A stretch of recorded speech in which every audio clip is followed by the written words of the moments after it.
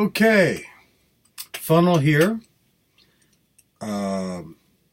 This is my 2019 Burning Man video. I've done one for 2016, 2017, and there was no 2018, so this is 2019.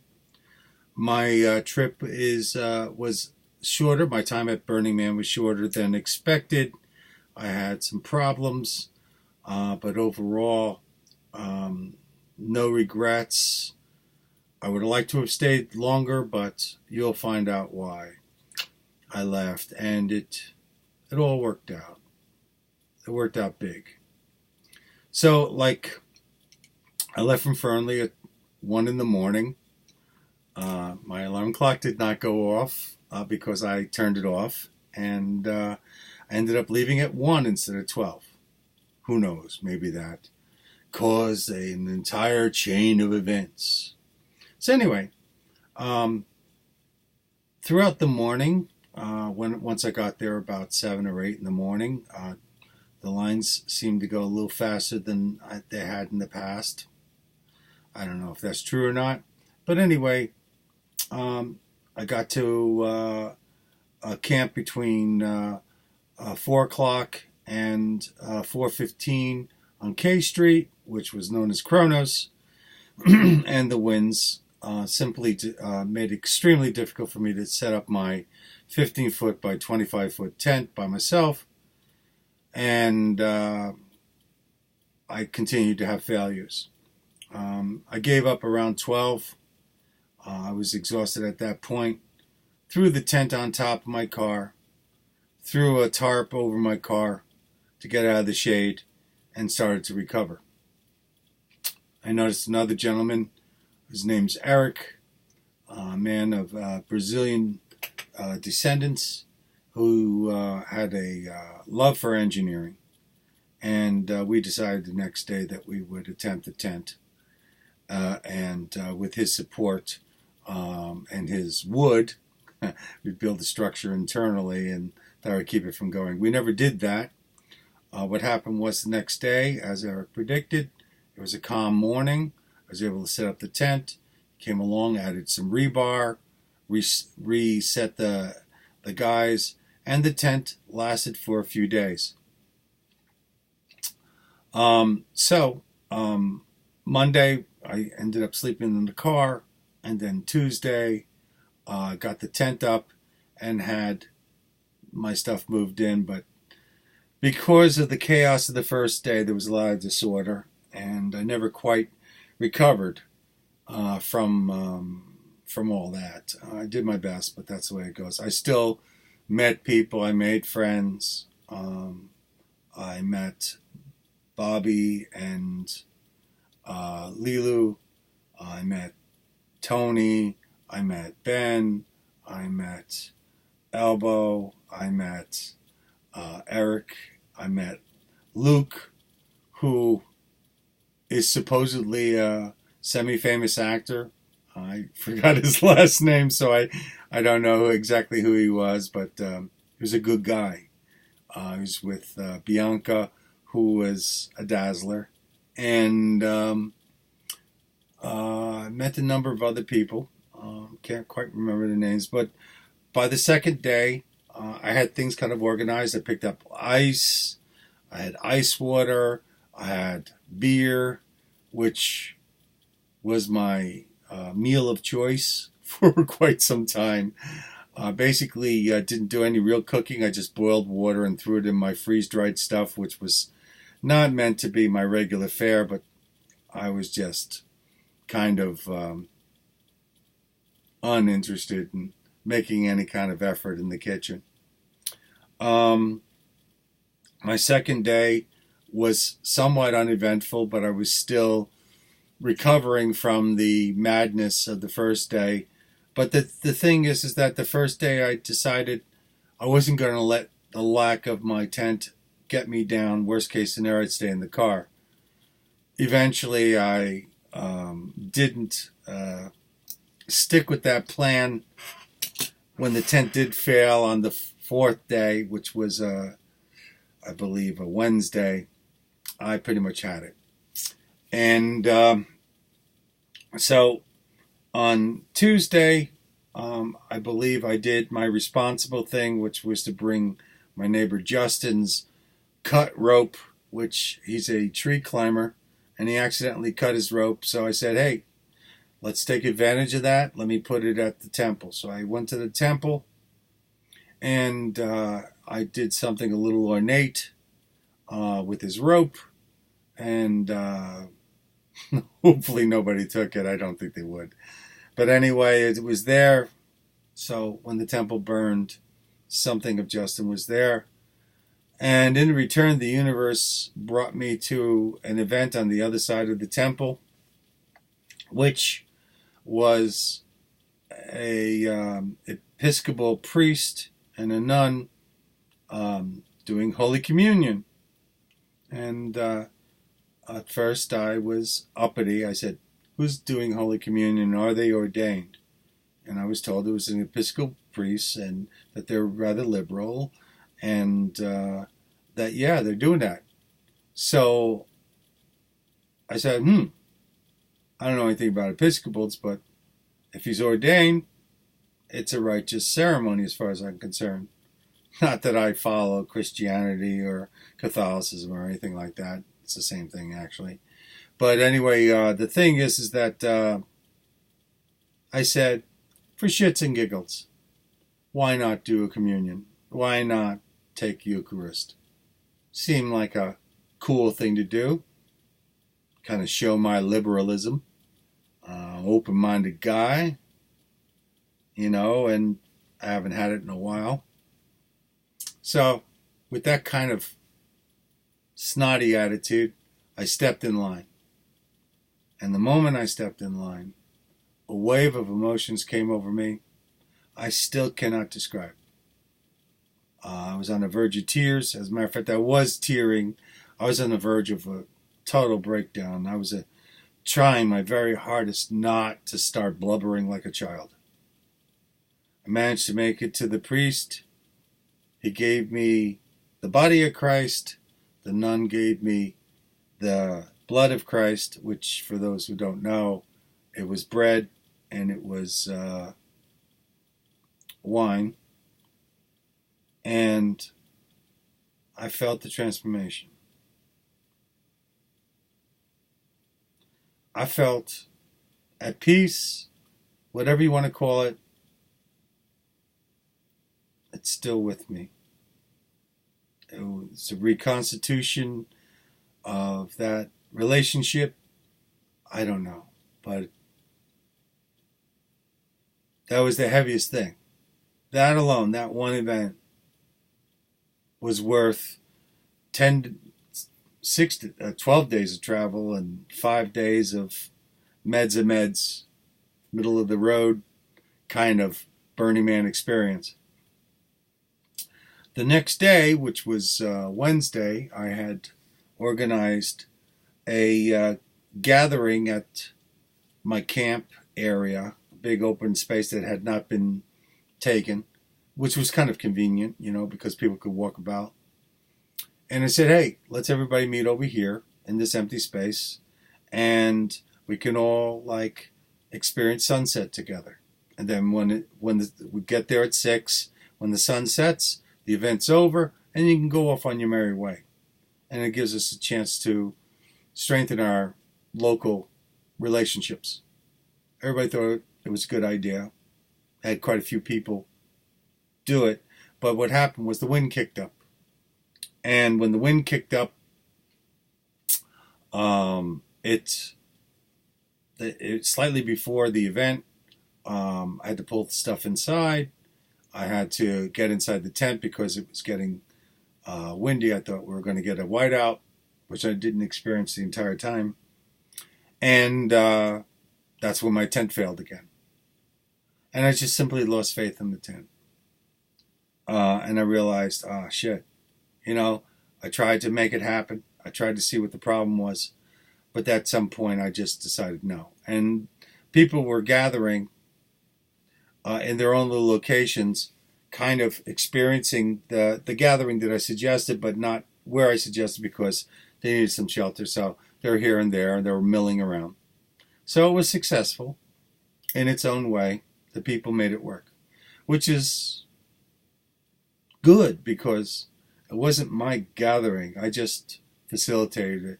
I'm glad that they solved the problem. So my mind was on the tent, so I did my required howdy do's, and then I proceeded to pack up and figured to leave in the morning. Somebody came in, a new person took Luke's space, the actor, and Bianca's space, and his name was Mikhail. And I said, dude, how would you like my tent? It's not reliable, but, since you're living out of this vehicle, you could have a space to yourself that you can step out and kind of chill. And if it fails, it's not going to kill you. So I gave him my tent. I was happy for it. And, it was set up and everything. So the funny thing is, it didn't collapse.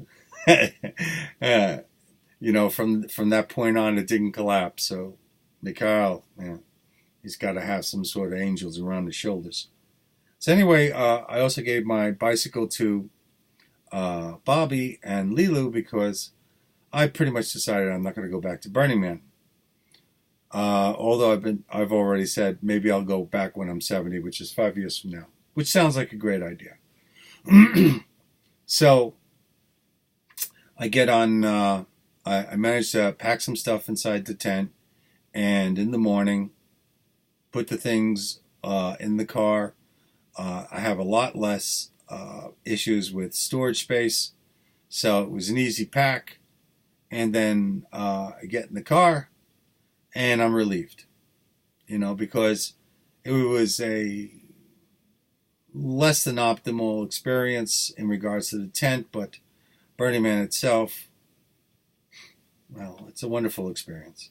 So anyway, I go ahead, make it to the front gate, which, because I'm leaving at this odd time, was so easy compared to past experiences of hours and hours. And the road was not as choppy. So, get to the front gate, and just before I'm about to accelerate to leave for sure, and what happens is that I hit the iPod shuffle button and run it through my car, and Krishna Das, who is a singer of Indian spiritual songs, pops on, and it happens to be my fiance's favorite. Her name is Lisa, and I took that as a sign that this was the right way to go.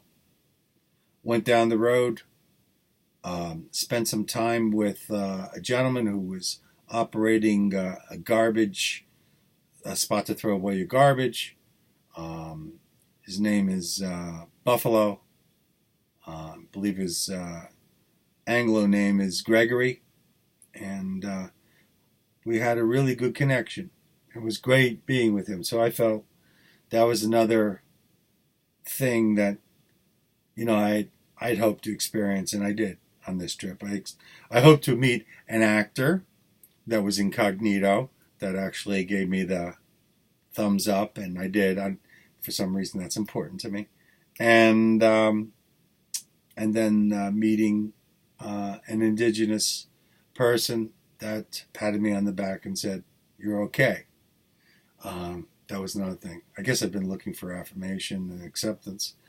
So the trip home, I made it in 5 days. I got home on Labor Day, and I instead of going home, I went to see Lisa. But instead of going to see Lisa, I ended up going to a diner where the family was, and Lauren and Mike and Lisa were there, and I was in a great mood. And then I got to Lisa's house with the crew, and I fell apart. I just had an emotion and confusion, and it was just me dumping my complaints, and which is good because it got it out of me, and also it just put me in the right light. I saw myself as being out of balance. So anyway, I guess now's a good time to talk about Burning Man itself. The people were great. I had one negative experience with an individual who I just emotionally I just couldn't jive with. I didn't like the way they talked to me. They seemed to be coming from a more elitist position, but who knows? Maybe that's just me in my own ego interpreting it. But anyway, 1 out of 75,000 ain't so bad. So I had a very good experience. I went out one night, which was Tuesday night, the only night I went out, and it was magical. You know, I've seen that scene before, and it never gets dull. It never becomes so familiar that you're just not swept away by it. It's just, Burning Man is way big, and it's just gobs and gobs and gobs of goodies, and sometimes it just seems like way too much. It probably is too much, but you know, that's the way it is. So overall, even though I had these negative experiences, or should I say setbacks, because I turned them into something useful. I used my failed tent to give me a relationship with Eric, who was very friendly and a pleasant guy to be with. I got some sympathy from others, and sympathy is underrated. It's a wonderful thing. And I got to talk to some folks, and I got to tough it out. I got to get my ass kicked by Burning Man. I went through some rough spots in the other 2 years that I went, but this year, Burning Man kicked my buttocks. And maybe that's got to happen, you know? So, anyway, I'm going to go to Missouri next year. I believe the event is called Ignite. That's going to be my Burning Man experience next year. A lot closer to me. I won't recommend Burning Man, other than I recommend that you look into it and see if it's for you. Don't go unprepared. Very few people do, because the first thing people tell you is, you better get your shit together.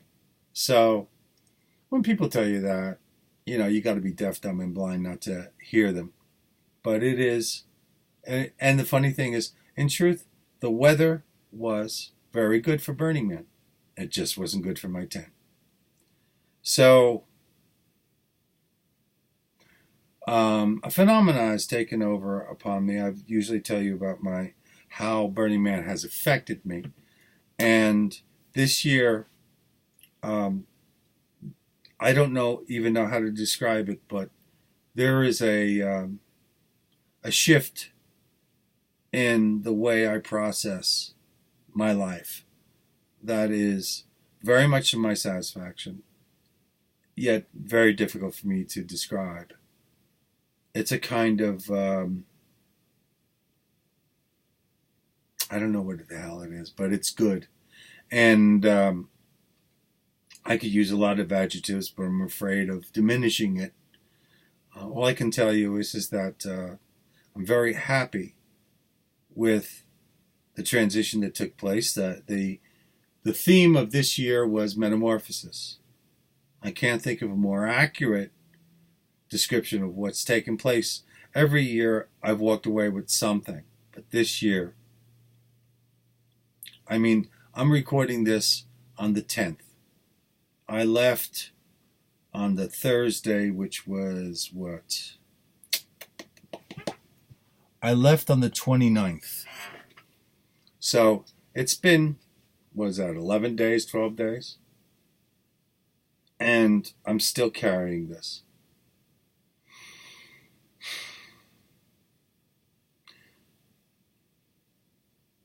I would be surprised. I would be surprised. Oh man.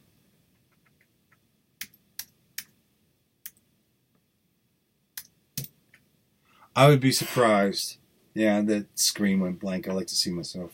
I would be surprised that anyone who goes there that is not significantly changed by the experience. Maybe not like me. Maybe their experiences are more intellectual. Maybe their experiences are more physical. Maybe their experiences are this, that, or the other thing. But it is a transformative place. It's a think tank. This is the first year I really noticed that people in the technical fields and finance and so forth like that were having conversations with people completely outside of their field, you know, touching bases with them. It's very powerful. So I saw that. I talked to a lot of young people that were looking for answers. Unfortunately, I was in sage mode. And, I think I was as authentic as a person can be when they're not quite there themselves. I tried to give people my best. And I also had some really, really big laughs, some great times, some partying on a, geriatric level, It was very good. So again, I don't recommend Burning Man because it's an extreme experience. It's like trying to talk somebody into rock climbing. It's not something you should do unless you really want to. So, look into Burning Man and see if this is something that suits you. And if you're not willing to do the full Burning Man experience by going out to Black Rock City, consider regionals. The spirit's there, It's just not in the crucible, which is the playa, the alkaline desert that Black Rock City is. The spectacle, the grandness of Black Rock City, the wonder of it, the amazement that human beings did this. I'm not saying it's something that can't be done by human beings. I'm saying it's amazing that people did it. So it's a phenomenon. So that's 2019 Burning Man funnel, possibly the last one I'll go to. If I go in 5 years when I turn 70, I'll see if I still want to volunteer and get that experience. I promised myself the first 3 years were for myself. If I go again, I'd volunteer. I think that's probably the best excuse to go. Also, I would connect with people that would help me in case I got into failure mode. Kind of like 100 to 1,000 Erics instead of just one. So this is funnel. Wishing you that you find the Burning Man experience in every moment that you live. And if you can't, be patient. If you're really looking for it, you'll find it. Aho, my brothers.